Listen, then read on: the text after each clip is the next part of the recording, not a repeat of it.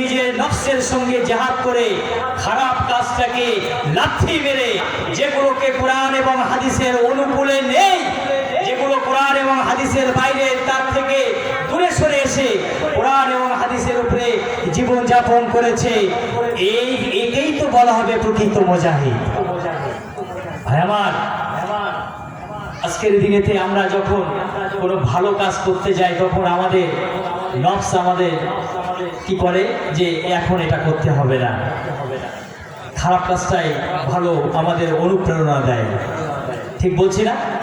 আমাদের ভিতরে আল্লাহ নফস দিয়েছে, প্রবৃত্তি দিয়েছে, নফসে আম্মারা আছে, এটা আমাদের সবসময় কুপ্রবৃত্তি, মানে আপনার খারাপ কাজের দিকে টেনে নিয়ে যায়। কিন্তু বিবেক তো আল্লাহ আমাদের দিয়েছেন। আল্লাহ বিবেকটাকে কাজে লাগিয়ে নফসটাকে দমন করে ভালো কাজটাকে করার নাম হলো প্রকৃত মুজাহিদ। জোরে বলুন সুবহানাল্লাহ। এই মুজাহিদ তাকে বলে আমি বুঝাতে পেরেছি। আজকের দিনে আপনারা আলেম ওলামাদের কাছ থেকে যেভাবে ওয়াজ শুনছেন, এর উপরে যদি আমরা আমল করি, আমরা হয়তো আল্লাহ রহম করলে এক একজন আল্লাহর ওলি হয়ে যাব। কিন্তু আমরা আমল করছি না, শুধু শুনেই যাচ্ছি। জি, প্রথম নম্বরে আল্লাহ রাব্বুল আলামিন বলেছেন তুমিনুনা বিল্লাহি ওয়া রাসূলি। মুজাহিদের কথা বলতে যে একটা ঘটনা বলি। হযরতে বাইজিদ বুস্তামি রহমাতুল্লাহ আলাইহি, তিনি একদিন স্বপ্ন দেখছেন। স্বপ্নের মধ্যে দেখছেন যে একটা ছোট্ট ইঁদুরের মতো একটা প্রাণী আমার সামনে এসে হাজির হয়েছে। তিনি বলছেন আমি ওই প্রাণীটাকে একটা লাঠি নিয়ে জোরে আঘাত করলাম। যে আঘাত করেছি, ছোট্ট ইঁদুরের মতো ওই প্রাণীটা সঙ্গে সঙ্গে বন্য একটা শূকরের রূপ ধারণ করেছে। তিনি বলছেন আমি ভয় পেয়ে গেছি। এটাই তো স্বাভাবিক। আপনি যদি মনে করুন কোথাও গিয়েছেন, ছোট্ট একটা ইঁদুরের মতো প্রাণী দেখলে তাকে যদি মারলেন, প্রহার করলেন, ফট করে যদি সেটা ধুম করে একটা বন্য শূকরের মতো রূপ নেয়, স্বাভাবিক ভয় পেয়ে যাবে। আমি তখন ওই সময় জিজ্ঞাসা করলাম, হে প্রাণী, তুমি বলো তো দেখি তোমার কি পরিচয়, আসল পরিচয়? ওই সময় ওই প্রাণীর জবানটাকে আল্লাহ রাব্বুল আলামিন খুলে দিলেন। ওই প্রাণী বলছেন, হুজুর, আমি এই পার্থিব জগতের কোনো প্রাণী নই, আমি হলাম মানুষের শরীরের মধ্যে অবস্থানকারী একটা জিনিস, আমার নাম হলো নফস, প্রবৃত্তি। বনি আদম যখন আমাকে যখন খারাপ কাজ থেকে দূরে সরিয়ে আমাকে দমন করার চেষ্টা করে, আমি দ্বিগুণ ক্ষমতা নিয়ে তার এগেনস্টে লড়াই করি। আমার নাম হলো নফস। আমরা সেই জিনিস নিয়ে বাস করছি ভাইরা আমার। ওই জন্য তো ইমানদার, মুত্তাকি, পরেজগার বান্দাদের সম্মান আল্লাহ পাক রব্বুল আলামিনের নিকটে আল্লাহর নূরের তৈরি ফারিস্তাদের থেকেও বেশি। জোরে বলুন না সুবহানাল্লাহ। একটু জোরে বলবেন না সুবহানাল্লাহ? কেন বলুন তো? ফারিস্তাদের আল্লাহ এই সমস্ত কিছু দেননি। আমাদের সংসার, বিবি, বাল বাচ্চা সব কিছু আছে, তারপরেও আমরা আল্লাহর পথে থাকছি। কিন্তু ফারিস্তাদের ভিতরে এই প্রবৃত্তি নেই, খারাপ কিছু করার চাহিদা নেই। আর আমাদের ভিতরে আল্লাহ বিবেক দিয়েছেন এবং কুপ্রবৃত্তি দিয়েছেন, দুটোর মধ্যে টাই হচ্ছে সবসময়। ভাইরা আমার, এই নফসটা কত খতরনাক জিনিস। এই নফসটাকে আমাদের দমন করতে হবে।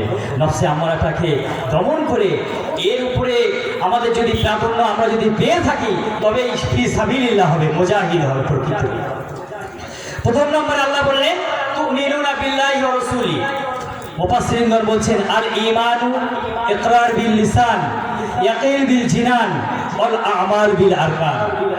ঈমান বলা হচ্ছে কালেমায়ে তাইয়্যিবা লা ইলাহা ইল্লাল্লাহু মুহাম্মাদুর রাসূলুল্লাহ সাল্লাল্লাহু আলাইহি ওয়াসাল্লাম, এটাকে মুখে বলা এবং এর যে অর্থ আছে একমাত্র আল্লাহ ছাড়া কোনো উপাস্য নাই, এবং প্রফেট মুহাম্মদ সাল্লাল্লাহু আলাইহি ওয়াসাল্লাম he is a messenger of Allah সুবহানাহু ওয়া তাআলা, তিনি আল্লাহ রাব্বুল আলামিনের প্রেরিত নবী, এটা বিশ্বাস করা, এটা বিলিভ করতে হবে। আর আল আমাল বিল আরকান, এবং কাজে বাস্তবে রূপ দেওয়া। কেমন করে বাস্তবে রূপ দেওয়া? আমি এক এক করে আসছি। আচ্ছা, ঈমানটা কি? প্রথম নম্বরে রব্বুল আলামিন আল্লাহ নবী আমার হাদিস পাকের ভিতরে পরিষ্কার করে ব্যক্ত করেছেন, ওয়া নবী হুরায়রা রাদিয়াল্লাহু তাআলা আনহু قال قال رسول الله صلى الله عليه وسلم الإيمان بضع وسبعون شعبة أفضلها قول لا إله إلا الله وأدناها إماطة الأذى عن الطريق الحياء شعبة من الإيمان أو كما قال عليه الصلاة والسلام। হাদিসটা মিশকাত শরীফের হাদিস, কিতাবুল ঈমানের একদম প্রথম দিকে হযরত আবু হুরায়রা রাদিয়াল্লাহু তাআলা আনহু হাদিসের বর্ণনা করেছেন। রব্বুল আলামিন আল্লাহ নবী আমার বলেন, ঈমানে 70টারও বেশি শাখা প্রশাখা বিদ্যমান। এই 70টার শাখা প্রশাখার মধ্যে প্রথম নাম্বার হলো কালিমায়ে তাইয়্যিবা লা ইলাহা ইল্লাল্লাহ মুহাম্মাদুর রাসূলুল্লাহ বলা, ওয়া আদনাউহা ইমাতাতুল আযা আনিত তরিক, এবং ঈমানের শেষ স্তর হলো রাস্তার উপর থেকে কোনো কষ্টকর জিনিসকে রাস্তার উপর থেকে হটিয়ে দেওয়া। এটা হলো ঈমানের সব থেকে নিম্ন স্তর।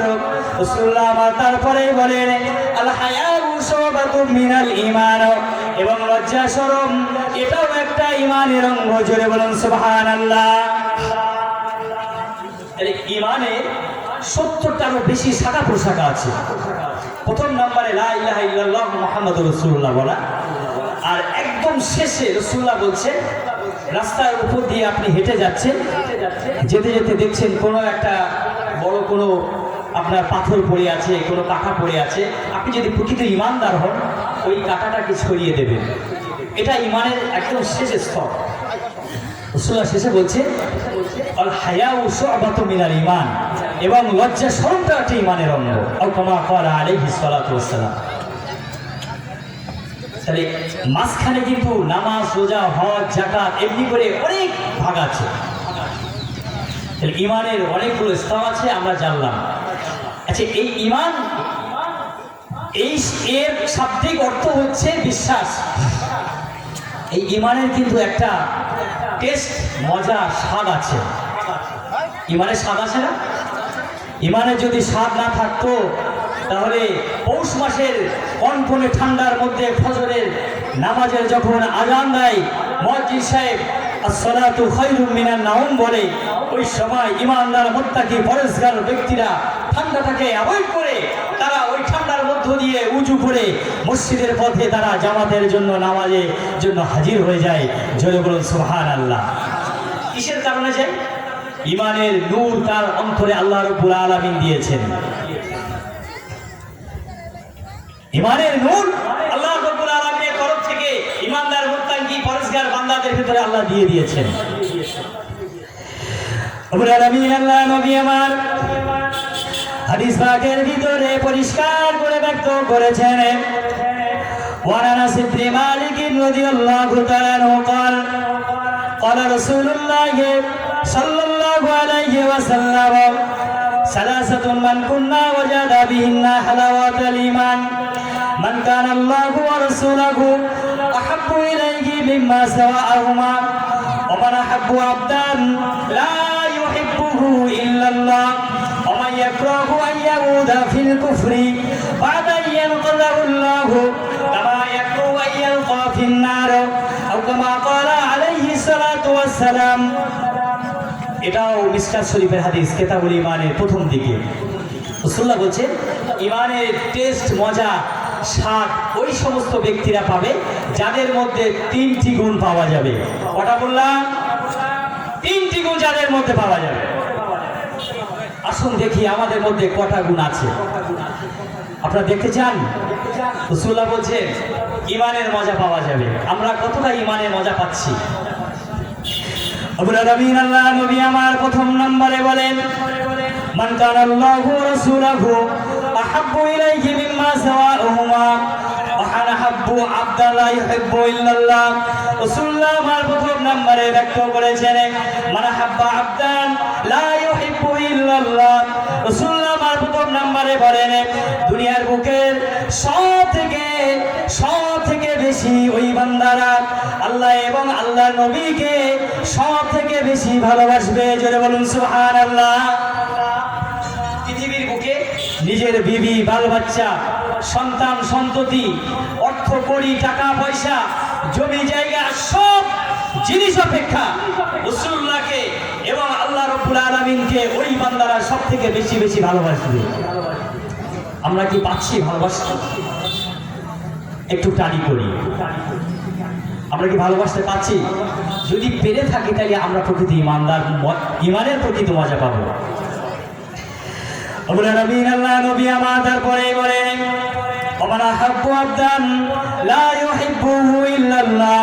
ওই ব্যক্তি ইমানের মজা পাবে। পৃথিবীর বুকে ওই সমস্ত ব্যক্তিরা যারা নাকি দুনিয়ার বুকে না একটা বান্দার সঙ্গে ভালোবাসা তৈরি করবে, একটা বান্দা আর একটা বান্দার সাথে বন্ধুত্ব স্থাপন করবে, একটা বান্দার সঙ্গে আপনার ইশক বলুন, খাতির বলুন আর মহব্বত বলুন, যাই বলুন না করো, এটা তৈরি করবে কেবলমাত্র একটা উদ্দেশ্যে যে আল্লাহ রাব্বুল আলামিনকে তিনি খুশি করবেন। এই যদি নিয়েতে ওই বান্দা একটা বান্দার সঙ্গে ভালোবাসা তৈরি করে, রাসূলুল্লাহ বলেন ওই বান্দা ইমানের মজা পাবে। জোরে বলুন সুবহানাল্লাহ। আমি আপনি একজনের সাথে ভালোবাসা তৈরি করছি, বন্ধুত্ব করছি, কিসের জন্য? না ওর সঙ্গে সম্পর্ক করলে আমার পার্থিব জীবনের অনেক সমস্যা দূর করা যাবে, অনেক মাল কড়ি পাওয়া যাবে, আমার চলার পথ অনেক সুগম হবে। আমার ভিতরে যদি একমাত্র আল্লাহ রাব্বুল আলামিনকে খুশি করার নিয়ত না থাকে, আমি ইমানের মজা পেতে পারি না। জি আপনি একজনের সঙ্গে ভালোবাসা তৈরি করছেন, বন্ধুত্ব করছেন, তার পিছনে আপনার উদ্দেশ্য থাকবে একমাত্র আল্লাহকে খুশি করা, যে এই ব্যক্তির সঙ্গে আমি বন্ধুত্ব করলে, এনার সঙ্গে বন্ধুত্ব করলে হয়তো এনার সঙ্গে চলাফেরা করতে করতে আমার দুটো নামাজের আপনার মসলা জানা যাবে, একটা দোয়া শেখা যাবে, একটা আপনার এমনি করে বিভিন্ন রকমের হাদিস জানা যাবে। এই যদি নিয়ত থাকে তাহলে আলহামদুলিল্লাহ আমরা ইমানের মজা পাবো।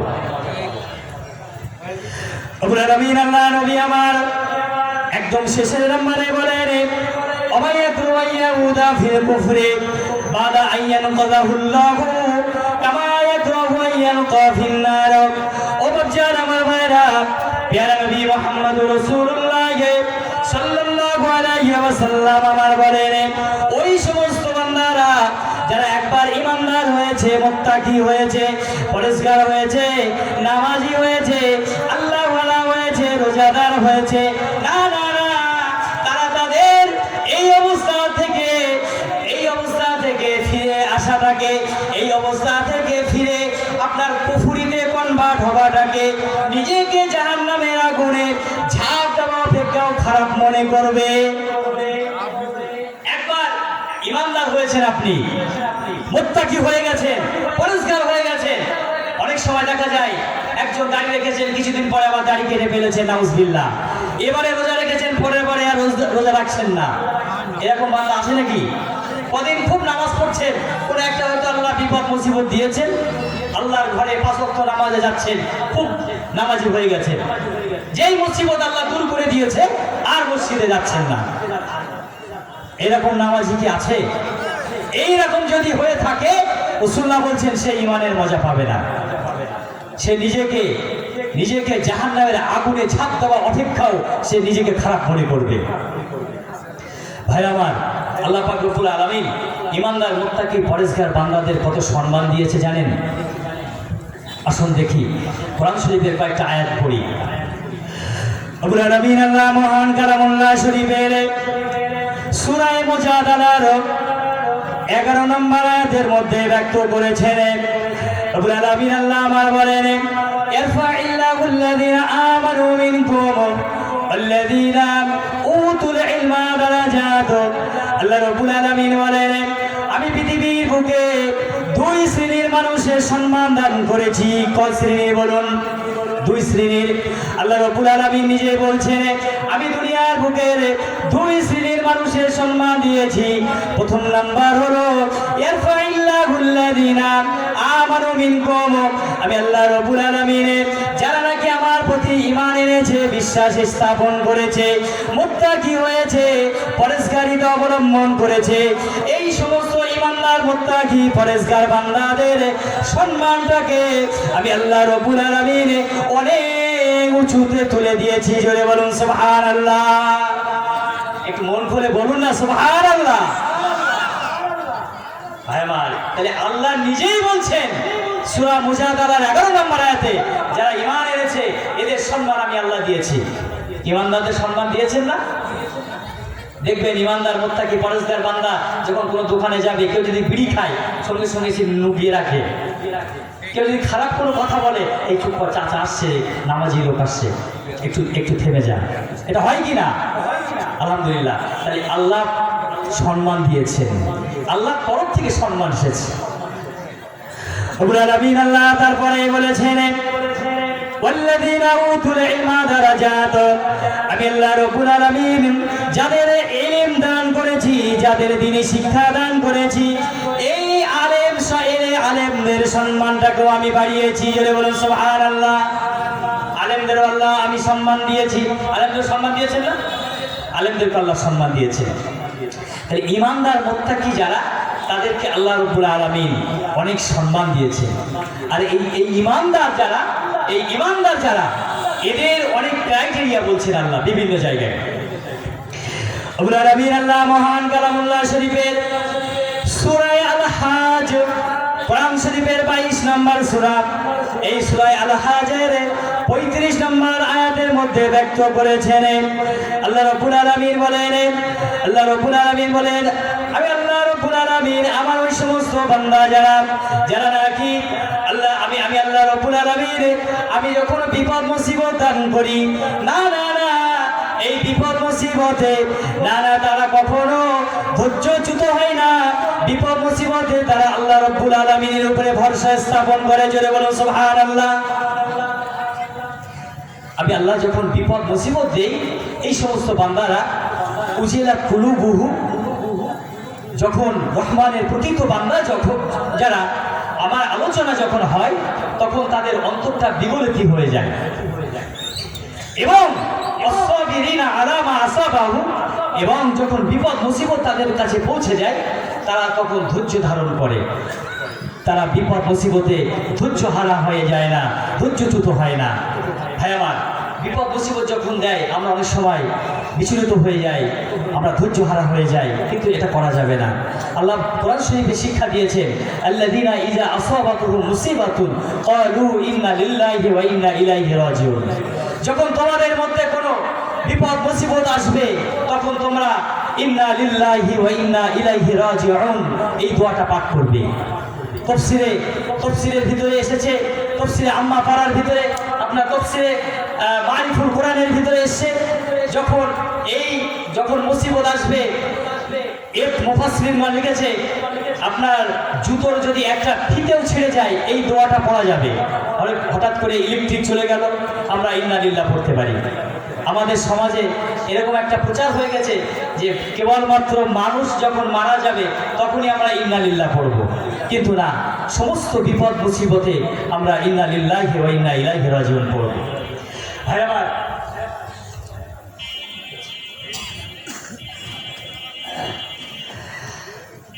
যে কথা বলছিলাম, আজকের দিনে আমরা পৃথিবীর বুকে এসেছি। কিছুদিন পরে, কয়েক বছর পরে আমাদের এক সময় এই দুনিয়া থেকে, সাদের দুনিয়া থেকে ছেড়ে চলে যেতে হবে। আমরা পৃথিবীর বুকে কিসের মায়ায়, কিসের ভালোবাসায় আল্লাহকে ভুলে আছি জানেন? কোরআন শরীফের 3 নম্বর সূরা আল ইমরানের 13 নম্বর আয়াতের ভিতরে আল্লাহ পাক ব্যক্ত করছেন। রব্বুল আলামিন আল্লাহ পরিষ্কার করে ব্যক্ত করেছেন, যুজ্জিনা লিন-নাসি হুব্বু শাহাওয়াতি মিনান নিসাই ওয়াল বানিনা ওয়াল কানাতিরিল মুনামুকান্তারাতি মিনাল যাহাবি ওয়াল والفضة والخيل المسومات والأنعام والحرث ذلك متاع الحياة الدنيا والله عنده حسن المآب আল্লাহ পাক বলছেন যুজ্জিনা লিন্নাসি হুব্বুশ শাহাওয়াতি মিনান নিসা। আমি আল্লাহ রাব্বুল আলামিন তোমাদেরকে পৃথিবীর কয়েকটা জিনিস দিয়ে তোমাদের সুশোভিত করেছি। প্রথম নম্বরে আল্লাহ বলছেন হুব্বুন নিসাই মিনাল যুজ্জিনা লিন্নাসি হুব্বুন নিসা। পৃথিবীর বুকে তোমাদের বিবির ভালোবাসা। দ্বিতীয় নম্বর তোমাদের সন্তানদের ভালোবাসা। তৃতীয় নম্বর زين للناس حب الشهوات من النساء والبنين والقناطير المقنطرة من الذهب এবং তোমাদের জমা করা সোনা এবং রূপার ভালোবাসা। তাছাড়া তোমাদের চিহ্নিত করা গবাদি পশুর ভালোবাসা, পাশাপাশি ওয়াল হার্স এবং তোমাদের ক্ষেত্র জমির ভালোবাসা। এই ভালোবাসায় আমরা কিন্তু আজকে খোদাকে ভুলে পার্থিব জগতের মধ্যে আমরা আটকে আছি। ঠিক বলছি কিনা? ঠিক না? আল্লাহ পরিষ্কার করে বলে দিয়েছেন। জানেন আল্লাহ এই সম্পর্কে কি বললেন? রব্বুল আলামিন আল্লাহ তারপর পরই বলেছেন যালিকা মাতাউল হায়াতিদ দুনিয়া।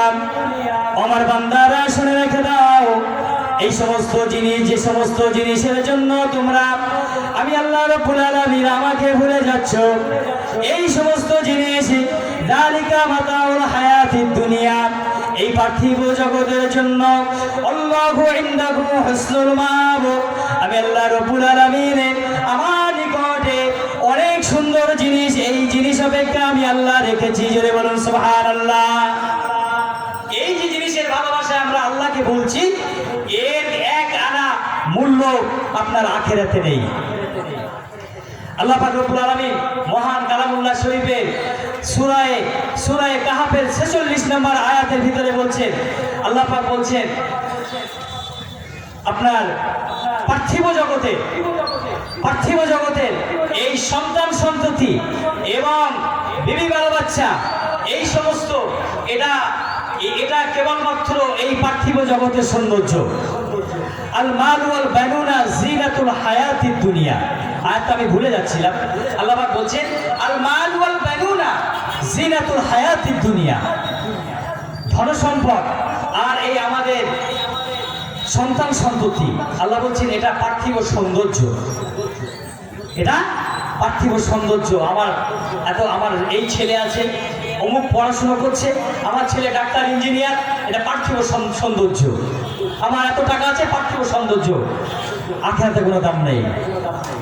আল্লাহ পাক বলছেন আল মাল ওয়াল বানুনা জিনাতুল হায়াতিদ দুনিয়া, এটা পার্থিব সম্পদ।